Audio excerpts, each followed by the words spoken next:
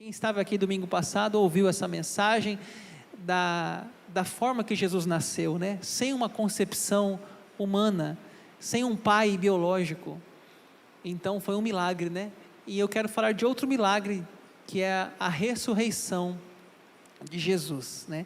Não é todo dia que alguém ressuscita, é um milagre. Então esses dois milagres na vida de Jesus, o seu nascimento e a sua ressurreição. Não sei se você sabe, mas a Bíblia fala de 3 casos de ressurreição, pessoas que morreram e aí tiveram a sorte de Jesus estar ali perto e Jesus trouxe elas de novo para a vida. 3 casos. Tem uma história lá numa cidade chamada Naim, que tem uma mulher, uma viúva que estava com o filho dela, não fala o nome, fala o nome da cidade, Naim, e aquele menino foi ressuscitado. Tem uma outra história que nós já vimos aqui também, a filha de Jairo. Jesus chegou lá no velório, todo mundo chorando, ele falou assim, não chorais, e aí ele ressuscitou a menina. E o terceiro caso mais conhecido na Bíblia é a história de Lázaro. Tem até uma música da Aline Barros que fala de Lázaro. Então 3 histórias nos evangelhos de ressurreição: um jovem na cidade de Naim, a filha de Jairo e a história de Lázaro, irmão de Marta e Maria. Mas veja bem, pessoal, essas pessoas, Lázaro, a filha de Jairo e esse jovem de Naim, eles morreram de novo, não é verdade? Eles foram ressuscitados, lá Jesus chegou lá, fez um milagre, ressuscitou eles, mas depois de alguns dias eles morreram. Imaginem, por exemplo, eu acredito em milagres, Deus pode fazer um milagre ainda hoje, está lá o pastor Daniel, morrendo, um milagre, eu ressuscitei, eu trouxe minha vida de novo, um acidente muito grave, sei lá o que, e me trouxe de novo a vida, mas eu vou chegar a 80, 90, sei lá, se chegar até 100 anos, e vou morrer. É uma vida normal, e essas pessoas aqui, quero que você entenda, que eles morreram de novo, não foi uma ressurreição, como foi a ressurreição de Jesus, que é algo totalmente diferente, porque Jesus ele ressuscitou para sempre, como cantou aqui hoje, para sempre ele vive. Então foi realmente um milagre aqui totalmente diferente desses casos, né, que eu contei aqui. Então a ressurreição de Jesus, olha o que aconteceu, olha o texto aqui na tela. Ao cair da tarde daquele dia, primeiro da semana, trancadas as portas da casa onde estavam os discípulos com medo dos judeus, veio Jesus, pôs-se no meio e disse-lhes, paz seja convosco. O que aconteceu com Jesus, gente, foi uma coisa totalmente diferente. Ele ressuscitou, mas ele ressuscitou de uma maneira de um corpo agora, não um corpo que era preso pelas leis do tempo, do espaço. E está lá os discípulos numa casa, com as portas trancadas, veja no texto, as portas trancadas, de repente aparece Jesus lá no meio deles, paz seja com vocês. Então, a ressurreição de Jesus é uma coisa totalmente diferente do que aconteceu com Lázaro, a filha de Jairo e o jovem da cidade de Naim, totalmente outra coisa, foi um milagre realmente aqui, porque ele recebeu um novo corpo, um corpo glorificado, mas ao mesmo tempo que era um corpo glorificado, não era um fantasma, era um corpo real, porque Tomé falou assim, eu só vou acreditar se eu pegar em você, se eu colocar as mãos, e ele está aqui, Tomé, põe as mãos, e Tomé então vê lá os cravos, as feridas, nas mãos de Jesus. Então é um milagre falar da ressurreição de Jesus, porque ao mesmo tempo que ele ressuscita, com um corpo que parece que é real, ao mesmo tempo é um corpo especial, glorificado, porque ele atravessa as paredes, ele está aqui, ele está lá, ele está para cá, e é uma coisa totalmente inexplicável pela ciência, pela razão, é uma coisa que nós acreditamos pela fé. Então a ressurreição de Jesus é mais um milagre de tantos milagres na Bíblia, que nós temos falado aqui com vocês.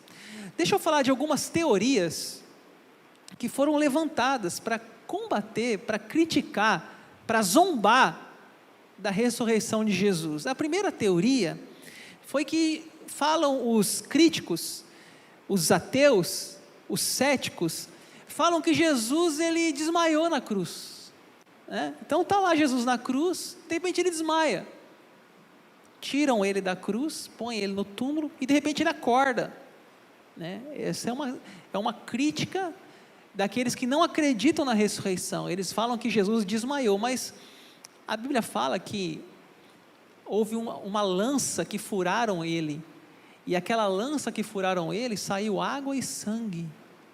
Então quando sai água e sangue, diz a medicina que já misturou ali o corpo dele, não, os órgãos já não estão mais separados, então ele já estava morto. Então essa teoria do desmaio, ela não tem base nem científica para tal loucura. E a segunda teoria, criticando a ressurreição milagrosa de Jesus, foi que roubaram o corpo dele, né? Essa teoria diz que, de alguma forma, os discípulos entraram lá na tumba, tiraram aquela pedra, e alguém foi lá e roubou o corpo dele. Mas a gente também entende que é mentira. Por quê? Porque diz a Bíblia que Pilatos colocou soldados ali para proteger, né? Aquela pedra era muito pesada, então também não é uma teoria também dos críticos, dos céticos, né? Que nós não acreditamos que foi isso que aconteceu, nem o desmaio e nem que o corpo dele foi roubado. E depois eu vou falar aqui na pregação outros argumentos que nos mostram como foi real e como é digno da nossa confiança a sua ressurreição, o milagre da sua ressurreição. Eu quero caminhar no texto da nossa meditação de hoje, de Marcos, e aí no final eu quero trazer algumas aplicações aqui para nós. O texto começa dizendo, Marcos 16, que passado o sábado, Maria Madalena, Maria mãe de Tiago, Salomé, compraram aromas para irem embalsamá-lo, e muito cedo, no primeiro dia da semana, ao despontar do sol, foram ao túmulo. Interessante que essas mulheres, Maria Madalena, Maria, mãe de Tiago, Salomé, né, elas, e também a mãe de Jesus, a Maria, mãe de Jesus, que não está aqui, elas eram pessoas que apoiaram Jesus enquanto os discípulos fugiram. Os discípulos de Jesus, teve Judas, que traiu. Os outros 11 discípulos morreram de medo. Um negou, outro fugiu, outro, olha, cada um pegou seu rumo, né? Mas as mulheres não. Essas mulheres, elas ficaram ali na crucificação. Elas estavam lá embaixo da cruz, na crucificação de Jesus, e não só na crucificação, mas elas foram até depois visitar o túmulo de Jesus, né? Sabe quando você vai visitar um ente querido no túmulo, não é? Você, por exemplo, talvez você tenha um pai, uma mãe ali no cemitério do Vila Aurora, ou algum outro cemitério aqui em Rondonópolis, e você, de forma carinhosa, uma vez ou outra, você vai lá para dizer sua saudade, levar uma flor, ou você vai lá para chorar as lágrimas da saudade. Isso faz parte do luto, né? Às vezes a gente acha que é errado, né, a gente visitar o túmulo do nosso ente querido. Na realidade não é errado. É errado a gente ir lá achar que vai falar com ele, ou achar que a gente vai conversar. Não vai, ele já não está mais ali, mas há uma questão emocional envolvida, psicológica. É um familiar seu que está ali, né? E não precisa ser um dia do ano, você pode ser qualquer dia isso. Meu pai foi velado em Cuiabá, né? Se fosse velado aqui, possivelmente nos dias difíceis da minha vida, eu iria lá, nem que fosse para chorar, dizer: pai, você faz falta, é uma pena que você não está aqui hoje para ver meu filho, ver a minha esposa, ver minha vida, ver minha igreja, eu sou pastor. A gente fica achando que é coisa de católico, sei lá. Não, gente, é saudade isso aí, é amor, é carinho, é lembranças, é memória, né? Não é errado você lembrar dos que já foram com umas saudades, com carinho, com amor. Então, elas foram o quê? Lá no terceiro dia, elas foram até o túmulo, embalsamar. A gente faz isso, né? Tem um velório, depois a gente vai lá e faz o sepultamento e tal, e todo o processo de despedida, todo um processo, né, de lembranças, de saudades, de carinho, e eles faziam isso naquela época. Hoje, assim, cada vez mais, né, quando a pessoa morre, a gente vai ficando cada vez mais, parece assim, terceirizando, né, contrata uma funerária, e a funerária faz tudo, né, lá, né, mas na época da Bíblia não tinha funerária. Então, os próprios familiares, os próprios amigos que ajudavam nesse processo, né, de embalsamento, de um perfume, porque o corpo, ele apodrece, né, cheira mal. Então, aquelas mulheres, elas vão fazer o quê? Uma homenagem a Jesus. Elas vão, né, ali levar aromas, elas vão ali levar uma flor, levar um perfume, um carinho, uma despedida, né? Isso que elas fazem, é um gesto que nós também fazemos hoje num sepultamento, que fazemos num velório, né? Veja bem, não estou falando de contato com o morto, não estou falando de orar ao morto, estou falando de uma despedida, estou falando de uma saudade, estou falando de lembranças, totalmente diferente, não me entenda mal. E elas estão preocupadas, uma preocupação, diziam umas às outras: quem nos removerá a pedra da entrada do túmulo? E olhando, viram que a pedra já estava removida, pois era muito grande. Elas tinham uma preocupação, né? Qual que era a preocupação? Como que elas vão conseguir acessar o corpo? Como que elas vão conseguir entrar dentro? Porque aquela pedra era muito pesada, né? E elas vão dizendo, conversando, né? Quem removerá a pedra? Só que quando elas chegam lá, elas tomam um susto. Olhando, viram que a pedra já estava removida, e diz a Bíblia, pois era uma pedra muito grande. A pedra já estava removida. A gente já conhece a história, e parece normal, né? Mas você imagine você no lugar delas. Você não sabia o que é a ressurreição. Você não sabia o que a história, o fim da história. Aí você imagina, você está indo lá no sepultamento do seu familiar, ou indo lá depois de um dia, 2 dias, chorar as lágrimas da saudade, e chega lá e não encontra o corpo da pessoa que você enterrou. O que você pensa?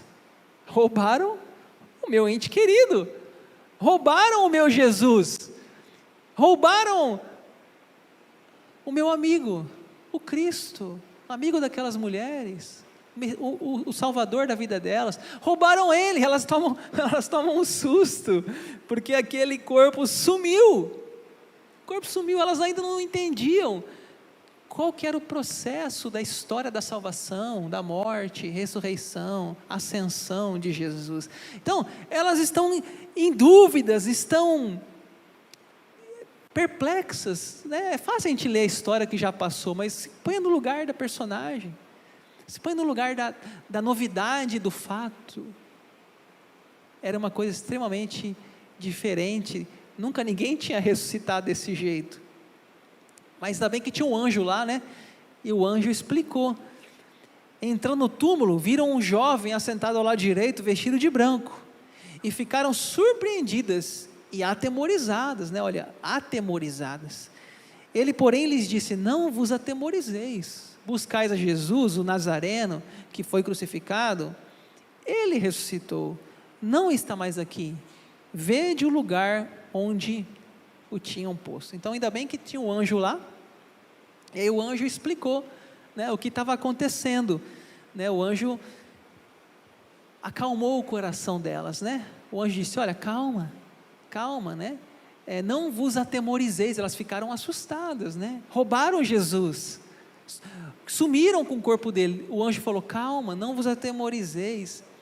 E essa frase, gente, que está ali, que eu repeti com vocês na leitura inicial: ele ressuscitou, não está mais aqui, Essa frase está lá em Jerusalém hoje, está lá na porta do lugar que eles acreditam que foi onde colocaram Jesus.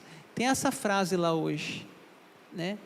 Essa frase está lá escrita: Ele ressuscitou, não está mais aqui, né? Essa frase está escrita lá naquela porta, ela está escrita em inglês, mas está lá, inspirada essa frase no versículo de Marcos 16, versículo 6, e claro, elas tiveram o que? Medo, temor e medo, mas ide, dizei a seus discípulos e a Pedro, que ele vai adiante de vós para a Galileia, lá o vereis, como ele vos disse.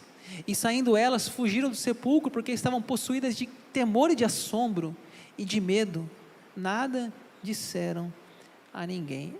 O que aconteceu com elas? Elas estavam confusas, gente, é muita informação na cabeça delas. Como assim? Ele ressuscitou, o que está acontecendo? O que é isso? Elas estavam confusas, né? E aí, ainda o anjo fala assim para elas, dá uma ordem, né? Vão, falem a Pedro, falem aos discípulos, e elas saem assustadas. Por quê? Porque elas falam, cara, eles vão falar que a gente está louca, eles vão falar que a gente enlouqueceu. Imagine você mais uma vez, se ponha na história, você vai lá no túmulo do seu amigo, chega lá, ele não está, aí você vai falar para as pessoas, ele ressuscitou, que você está louco?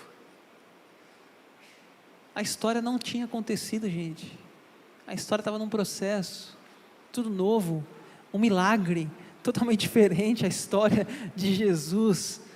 Então elas pensaram duas vezes antes de sair contando, elas guardaram, elas não disseram nada a ninguém, né? Mas aí vai falar que a Maria Madalena, versículo 9, vendo ele ressuscitado de manhã cedo, no primeiro dia da semana, apareceu primeiro a Maria Madalena, do qual o Espírito 7 demônios, e partindo ela, foi anunciá-la àqueles que tendo sido companheiro de Jesus, se achavam tristes, choravam. Dessas mulheres, Marcos diz, que a única que, depois talvez de alguns momentos ali, que eu teve uma coragem de falar algo, foi a Maria Madalena, né? É interessante aqui, pessoal, deixa eu falar uma coisa para vocês aqui, ó.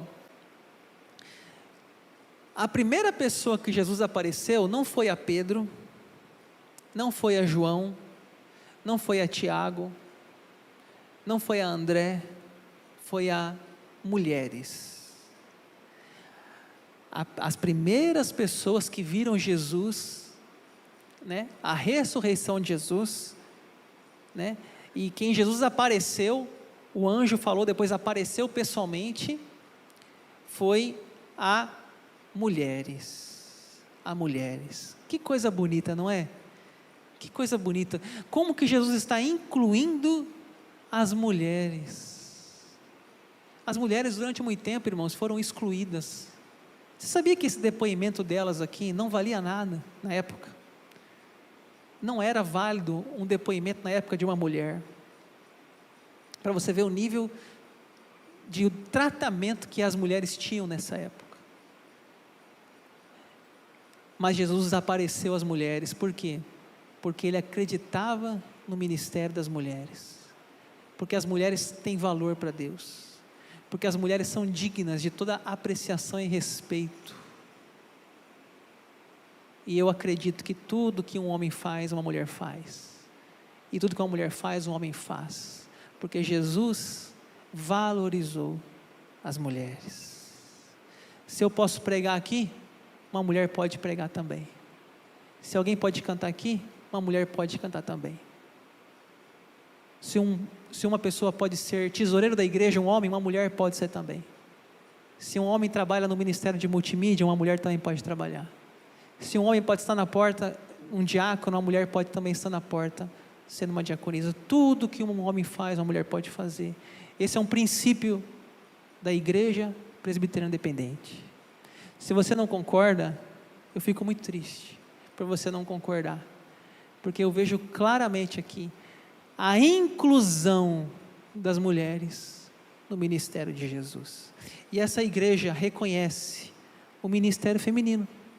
E se você não concorda, Infelizmente, a igreja não vai mudar por sua opinião.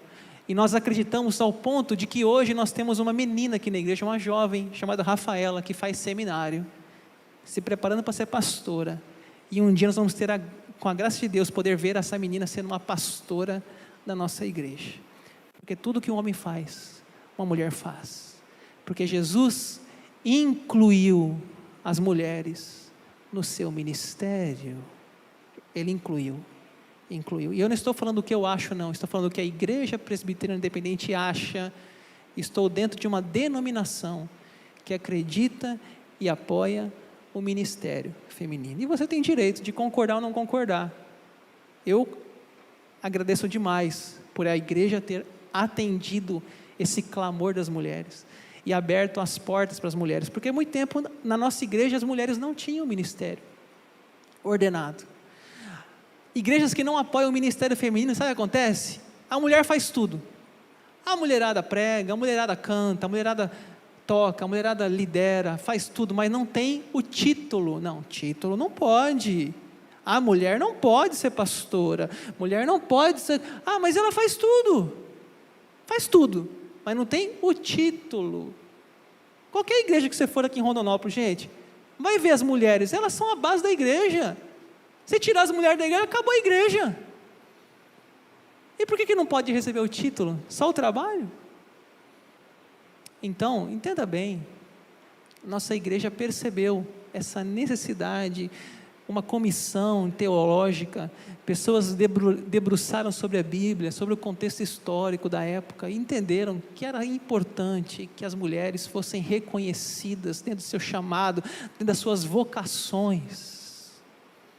E acho que tem 20 anos que a IPI do Brasil aceitou o ministério feminino. Deve ter 20 anos, nem sei quanto tempo, mas não é mais do que isso.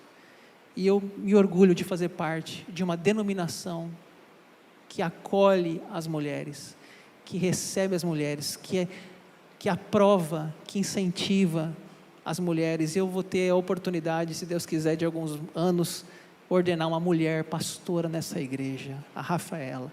E ela vai ser uma bênção nessa igreja, como ela tem sido já, sem ser ordenada. Vai ser uma bênção. Porque tudo que um homem faz, uma mulher faz. E Jesus, Ele trouxe as mulheres para dentro do seu ministério. Incredulidade. Veja lá. Olha a reação dos discípulos, né? Os homens aí, estes ouvindo que ele vivia e que fora visto por ela, não acreditaram. Depois disto, manifestou-se em outra forma 2 deles que estavam de caminho para o campo.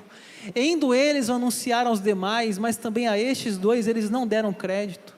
Finalmente apareceu Jesus aos 12, quando estavam à mesa, e censurou-lhes, olha bem, gente, censurou-lhes a incredulidade e a dureza de coração, porque não deram crédito aos que tinham visto já ressuscitado.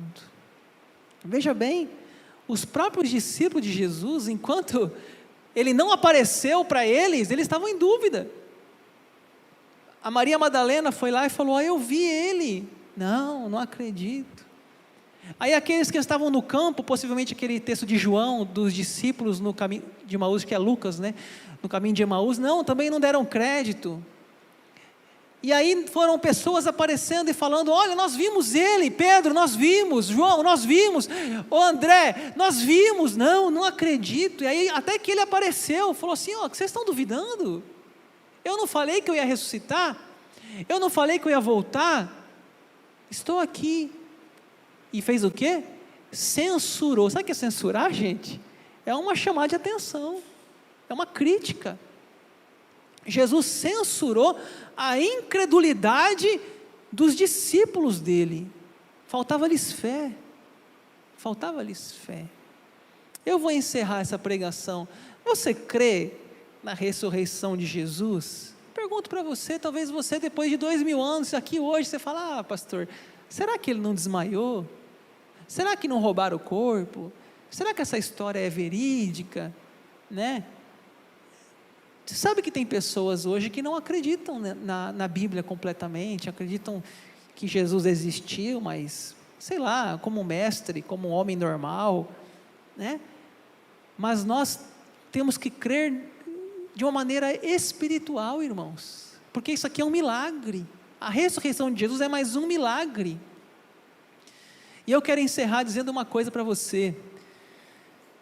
Se você visitar o túmulo de Buda, famoso Buda, ele está lá no túmulo dele até hoje. Se você visitar o túmulo de Maomé está lá no túmulo dele até hoje. Se você visitar o túmulo de outros tantos líderes religiosos, Allan Kardec, líder do Espiritismo, ele está lá no túmulo dele também.